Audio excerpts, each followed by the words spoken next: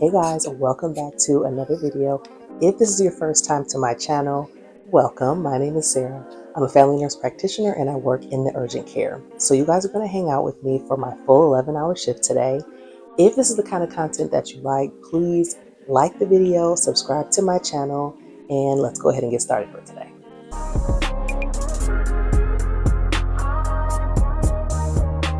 So I just had a patient come in with a sinus infection. She's been complaining of a fever of 100 on and off. She's been taking Motrin. She's been having sinus pressure. She was complaining of a headache, left ear pain. She's had green, really thick nasal drainage for the past 11 days, she told me. So she's been taking Motrin and Claritin with minimal relief. And so I ultimately ended up diagnosing her with a sinus infection, and I started her on Augmentin twice a day for 7 days. My next patient was a 10-year-old coming in with right forearm pain after he tripped and fell on the ground with outstretched arms while he was playing soccer outside. So I got an x-ray and it revealed a buccal fracture of the distal radius. So this type of fracture is very stable and has a good prognosis. So it can be treated with a removable Velcro short arm splint or a molded fiberglass splint. So in this case, the family opted for the first option. So I applied it and the patient was discharged.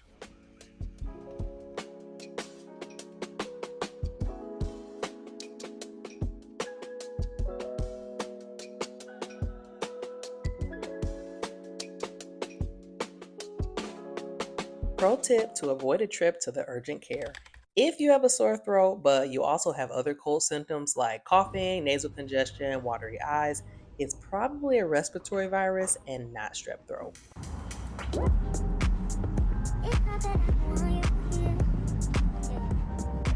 I am not, I repeat, I am not a Starbucks girl, but I got desperate, y'all.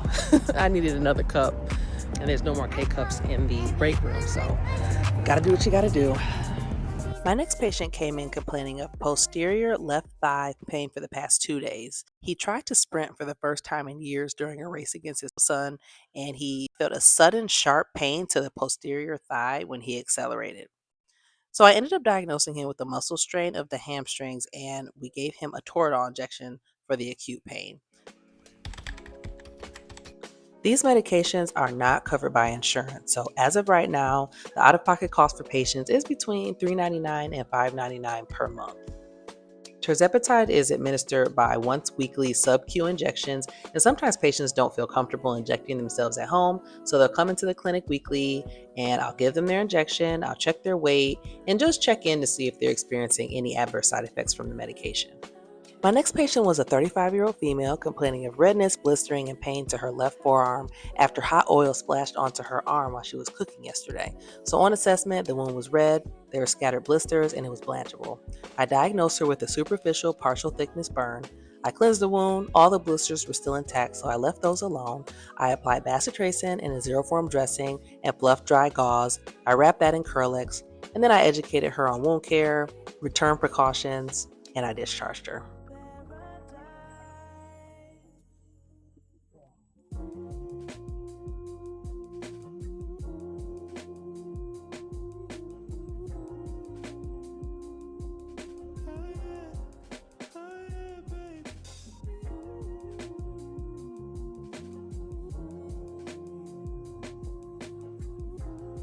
I had a patient come in telling me that she witnessed a traumatic event at work in her office, and she was recommended to come to the urgent care by her therapist for a note excusing her from work tomorrow. She didn't want her employer to know that she sees a therapist. So this makes me want to bring up the topic of work notes. In general, I'm pretty liberal with writing notes. Of course, I base my decision on medical necessity and not just patient preference, but I do empathize with patients, and I'm definitely not the work police. So if somebody needs a day off work, and whatever the complaint in is genuinely affecting their work ability, I'm going to excuse them from work. So my favorite medical assistant just stopped by to drop me off a gift basket. So cute. So she's been a phenomenal medical assistant, and she just graduated from nursing school. So she stopped by to drop this off. I'm going to miss her so much. So sweet, so savvy. She's just going to make a wonderful nurse, and I'm so excited for her. But let's see what we've got here. so thankful to have met you through this job. I'm going to miss working and ranting to you so much. I'm thankful for everything that you've taught me along the way and the friendship that we've created. We need to catch up and have drinks whenever we can. I miss you so. Aww. So sweet.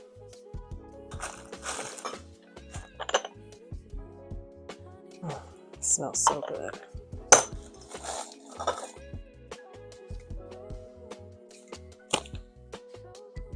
So my goal for every shift is to clear out all of the pending labs. So I like to call patients back and let them know what their test results are, and then send over a prescription for an antibiotic to the pharmacy if I have to.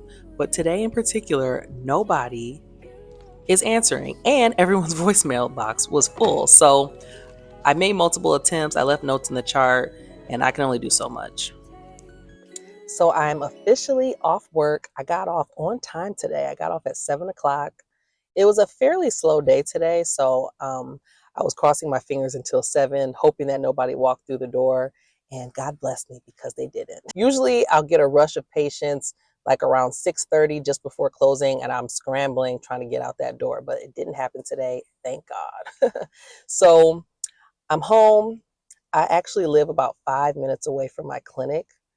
Hence the reason why they've got a hold on me at this clinic, because the commute is just beautiful. It's just, it can't be beat.